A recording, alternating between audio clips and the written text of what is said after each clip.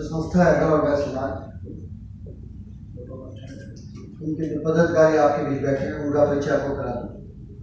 Start में श्रीनिवास गुप्ता जी हैं, आप संस्था के उप प्रधान हैं और बहादुरगढ़ में अनेक संस्थाओं के सकूल्स के आप वहाँ संचालन करते हैं और वैश्य समाज में आपका काफ़ी प्रभाव है हरियाणा के अंदर। उसके बाद दिल्ली से हमारे बीच मुदित अग्रवाल जी हैं, आप संस्था के पैटर्न हैं और साथ साथ आप राष्ट्रीय जन उद्योग व्यापार संस्थान के राष्ट्रीय कन्वीनर भी हैं। उसके बाद हमारे बीच अशोक बानीवाला जी हैं, आप अग्रवाल वैश्य समाज के अध्यक्ष हैं।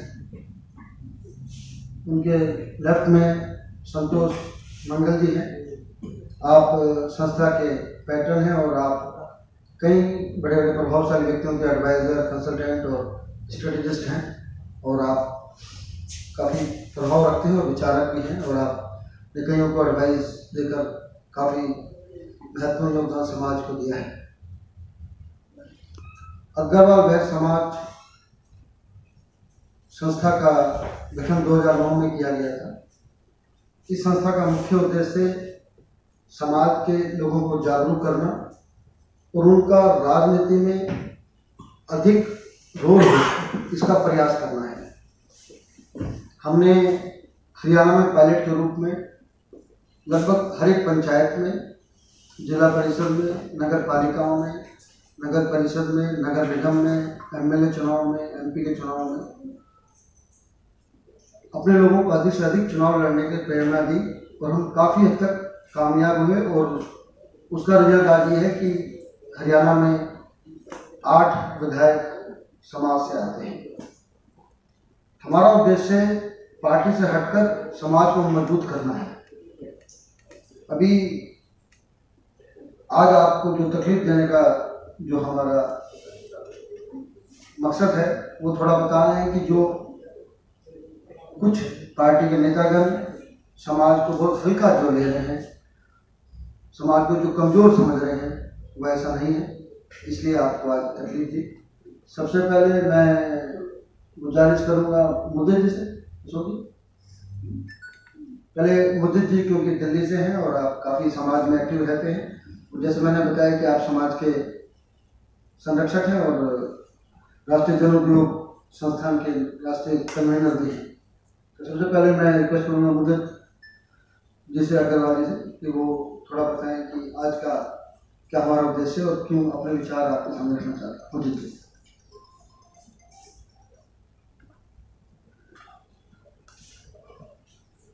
नमस्कार साथियों।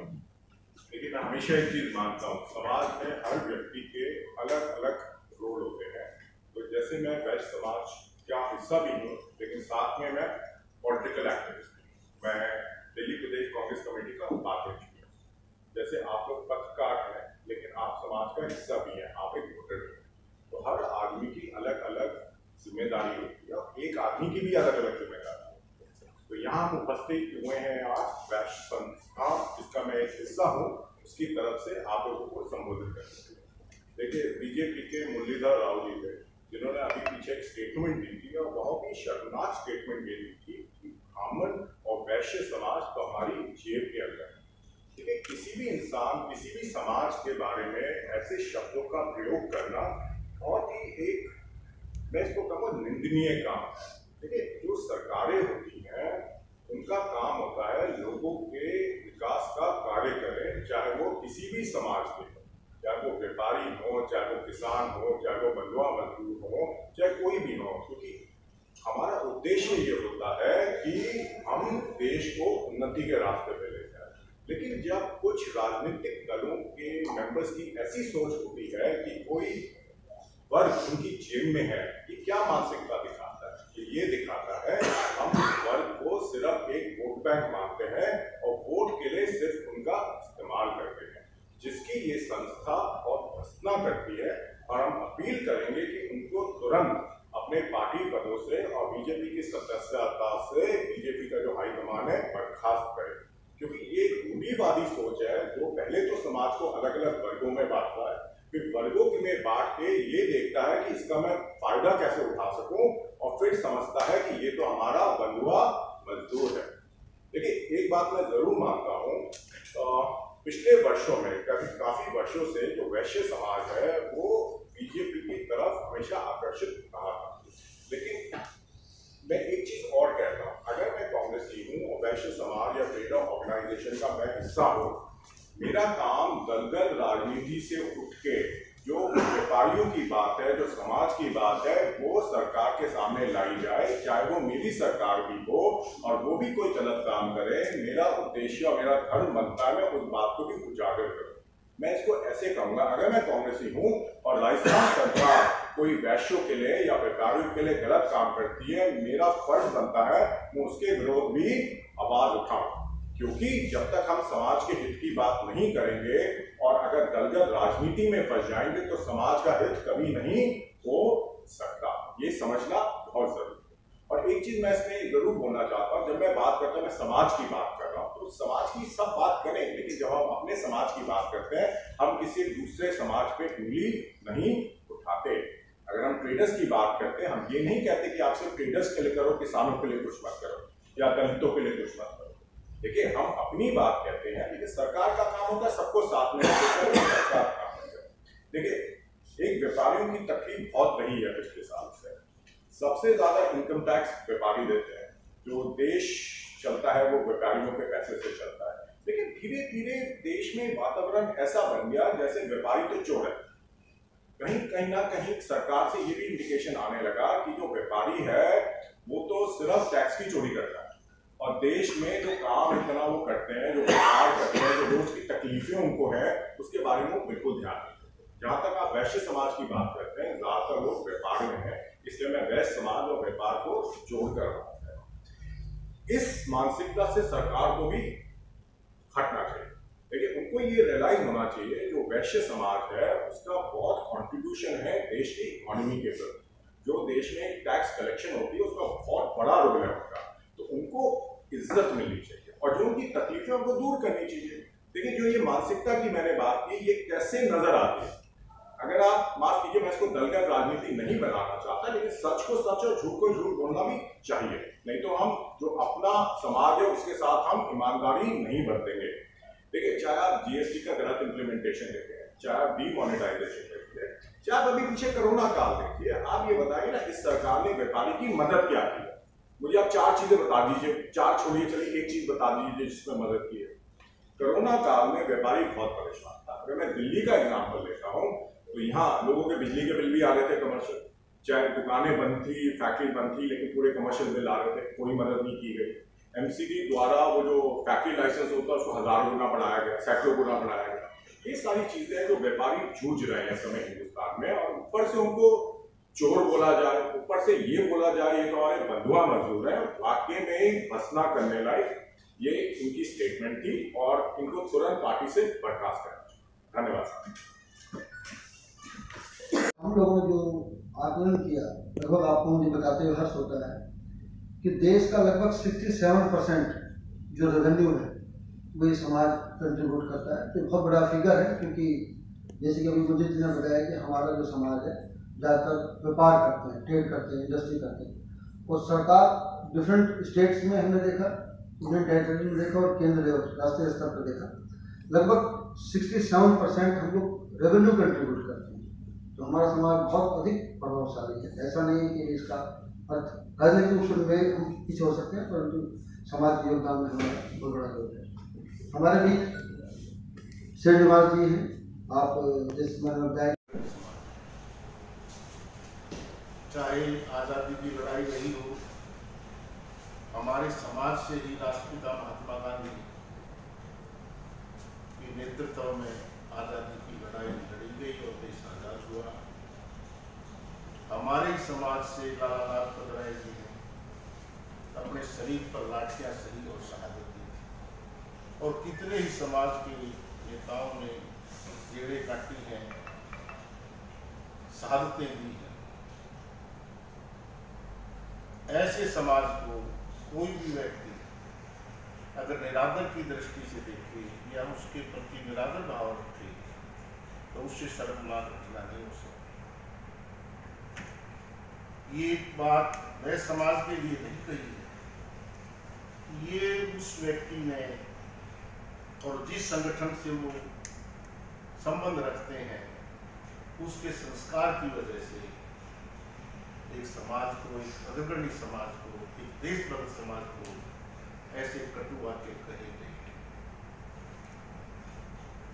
ये वाक्य हर अग्रवाल समाज के, पूरे भारत के अग्रवाल समाज के व्यक्ति के दिल को बड़ा कष्ट पहुंचाया है। और अग्रवाल वह समाज एक ऐसा समाज है जो हिंदुस्तान की सबसे बड़ी बेरोजगारी की समस्या है, उस समस्या का हल केवल अग्रवाल वह समाज के पास है, किसी सरकार के पास नहीं है, किसी पार्टी के पास नहीं। अग्रवाल समाज का एक व्यक्ति अगर छोटी से छोटी फैक्ट्री भी लगाता है तो कम से कम 20 परिवारों को वो रोजगार देता है। सरकार के पास ऐसा कोई जादू नहीं है जो बेरोजगारी को खत्म करती है, लेकिन मौजूदा सरकार ने हमारे रोजगारों पर, हमारी फैक्ट्रियों पर नोटबंदी और जीएसटी लगाकर बड़ा भारी प्रतिघात किया है। और उसका रिजल्ट ये है कि इस देश की जीडीपी, इस देश की इकोनॉमी बुरी तरह से फेल हो चुकी है। हम उस समाज से संबंध रखते हैं तो दूसरों का भला करता रहता है। 70% डोनेशन पूरे देश के अंदर ये समाज देता है। कितने परसेंट? 70%। जो चैरिटी स्कूल है, धर्मशालाएं हैं, गौशालाएं हैं, 12,000 गौशालाएं अग्रवाल समाज चलाता है इस देश में। तो इस समाज का किसी भी क्षेत्र में बहुत बड़ा योगदान है। हम जब हमारे पास धन की शक्ति आती है तो उसका हम सदुपयोग करते हैं, उसको हम किसी व्यक्ति के अपमान में नहीं लगाते, किसी व्यक्ति को सताने में नहीं लगाते, बल्कि उसको सुख पहुंचाने में लगाते हैं, उसको राहत देने का हमारा धर्म है। हम इसको डोनेशन को धर्म मानते हैं और हर अग्रवाल समाज का व्यक्ति, चाहे वो छोटा है चाहे बड़ा है, कुछ ना कुछ डोनेशन जरूर देता है। तो मुरलीधर राव जी ने जो इस तरह के कटु वाक्य, कटु शब्द कहे, क्या सोचकर कहे? क्या उनकी मानसिकता ऐसी है कि जाति पाति में लड़ा दो देश को, धर्म में लड़ा दो, टुकड़े कर दो समाज के? समाज को आपस में प्यार से रहना चाहिए, तभी देश तरक्की कर सकता है। और उनकी इसी सोच के कारण ये देश बहुत पिछड़ रहा है। उनको माफी मांगनी चाहिए, अपने शब्द वापस लेने चाहिए जल्द से जल्द। और उस संगठन ने मुरलीधर राव को जो पनिशमेंट उनकी हो सकती है संगठन में, उनको हटा देना चाहिए, उनको वापस बुला लेना चाहिए। मैं पुण्य फख्र करता हूँ कि मैं वह समाज से संबंध रखता हूँ, मैंने बढ़िया समाज में जन्म लिया है। ये बहुत फख्र की बात है और हर व्यक्ति के लिए फख्र की बात है जो इस समाज में पैदा हुआ है, जिस समाज में महात्मा गांधी हुए हैं, जिस समाज में लाला लाजपत राय हुए हैं। उस समाज के बारे में बहुत ज़्यादा कहने की जरूरत नहीं है, ये अपने आप से एक आईना है। मैं अपने शब्दों का विराम देता हूँ। धन्यवाद। उद्देश्य है कि अग्रवाल वैश्य समाज इस बात की निंदा करता है कि जो भारतीय जनता पार्टी के महासचिव उत्तर प्रदेश के प्रभारी मुरलीधर राव जी ने एक बयान अभी दिया है, ब्राह्मण और बनिया उनकी जेब में है। उसके लिए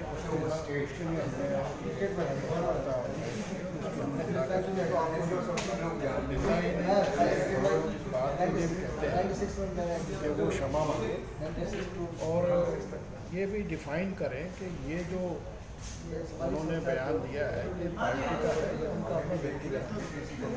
अगर पार्टी का है तो हम लोगों को पूरे देश में एक जन जागरण अभियान नहीं चलाएंगे जिसके तहत हम भारतीय जनता पार्टी या उसमें रहने वाले नेताओं का बहिष्कार करेंगे और उनके खिलाफ वही चलाएंगे।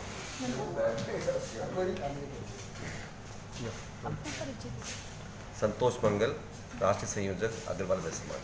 अगर उनके जो बीजेपी के नेता ने बयान दिया है, अगर उनके खिलाफ कोई बीजेपी एक्शन नहीं लेती है तो उसमें आपका क्या अगला कदम रहेगा? हमारा समाज प्रत्यक्ष रूप से सबक सिखाना जानता है।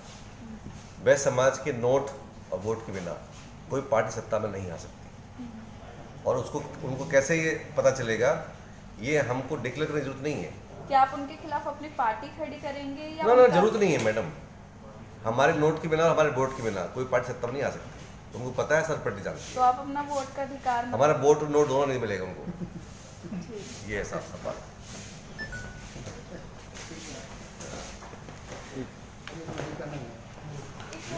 हमें इतना हल्का ना लगे। एक सर और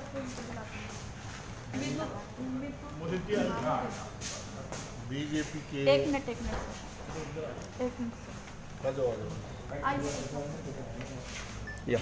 भारतीय जनता पार्टी के महासचिव मुरलीधर राव ने एक शर्मनाक स्टेटमेंट दी है अग्रवाल वैश्य समाज के खिलाफ, और अग्रवाल वैश्य समाज उस स्टेटमेंट से बहुत दर्द महसूस कर रहा है, बहुत पीड़ा महसूस कर रहा है।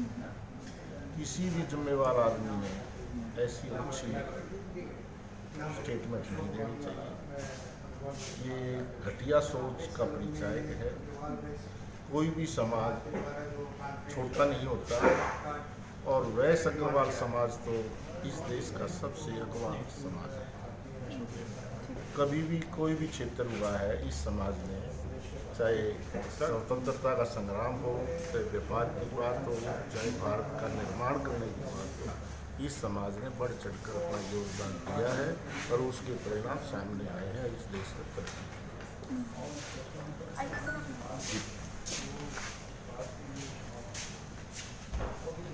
शुरू करूं? या जैसे कि बीजेपी के एक नेता द्वारा जो बयान दिया गया है, आप कांग्रेस पार्टी से हैं, तो क्या लगता है कि इसमें कांग्रेस को फायदा होने वाला है? देखिए, बात फ़ायदे नुकसान की नहीं है। मैं कांग्रेस पार्टी का भी हूँ, लेकिन मैं वैश्य समाज का भी करता हूँ। हर आदमी के अलग अलग रोल होते हैं, एक आदमी के काफ़ी रोल होते हैं। देखिए, हमें कोई इसमें फ़ायदे नुकसान की बात नहीं, हमें तो पीड़ा हुई है भाई। ऐसा स्टेटमेंट एक राष्ट्रीय पार्टी का एक नेता कैसे दे सकता है? वो दूसरे समाज के आदमियों को ये कह रहा है कि ये तो मेरी जेब में है। ये इनकी मानसिकता दिखाती है। देखिए, मैं इसको पार्टी का मुद्दा नहीं बनाना चाहता, लेकिन एक सच्चाई भी है। बीजेपी की तरफ से ये स्टेटमेंट आते रहते हैं। जैसे अमित शाह जी ने पहले बोला था, महात्मा गांधी जी के बारे में बोला था, चतुर बनिया है, बड़े कटाक्ष रूप में बोला था, कोई अच्छी सेंस में उनको नहीं बोला था। तो देखिए, बीजेपी ने तो वैश्य समाज को यूज़ कर दिया वोट बैंक के लिए। देखिए, हम उनकी वैश्य समाज में उनकी काफ़ी मदद की है बीजेपी की, ये सच्चाई है। आज उनको ये लगा है कि वाकई में वो सोचते हैं कि ये जेब में है, ये तो कहाँ जाएंगे, इनके पास ऑप्शन क्या है। देखिए, वो एक वजह से और सोचते हैं। वैश्य समाज देश की उन्नति में काफ़ी अहम रोल प्ले करता है, वो टैक्स भी बहुत देता है। आजकल बीजेपी, माफ़ करना, CBI, ED वगैरह भी वैश्य समाज के पीछे लगा देती है।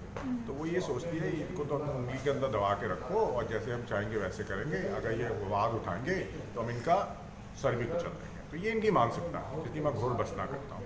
अब पीछे देखिए ना, GST हो, गलत इम्प्लीमेंटेशन GST का हो, या फिर नोटबंदी हो, इसमें किसको नुकसान हो? वैश्य समाज को काफ़ी नुकसान हुआ ना, सरकार की गलत पॉलिसीज़ की वजह से हुआ, और उन्होंने हमें चोर कहना शुरू कर दिया। तो बीजेपी को देखना चाहिए क्या शर्मनाक हरकतें इनके लीडर और ये करते हैं।